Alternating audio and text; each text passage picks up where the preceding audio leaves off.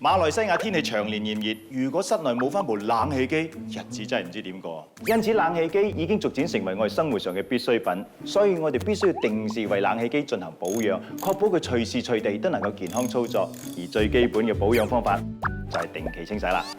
點樣清洗呢？嗱，傳統嘅清洗方式係首先要拆除冷氣機。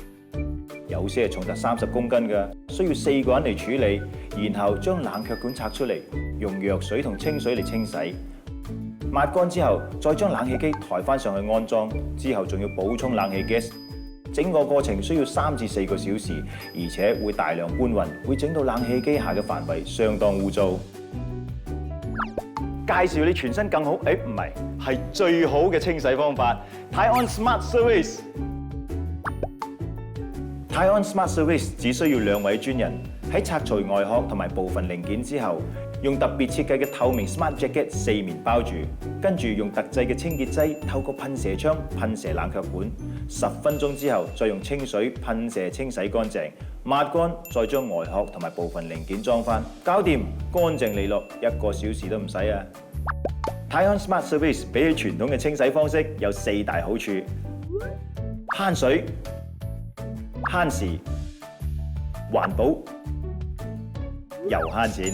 點做到嘅呢？一齊嚟睇睇啊！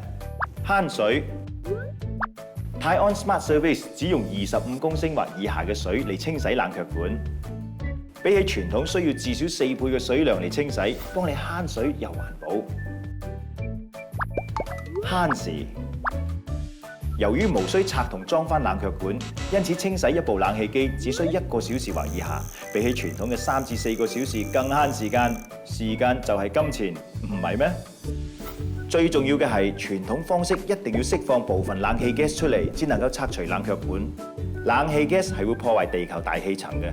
以大馬目前擁有2000萬部冷氣機嚟睇，每次清洗就好似一場環境大破壞嘅大浩劫。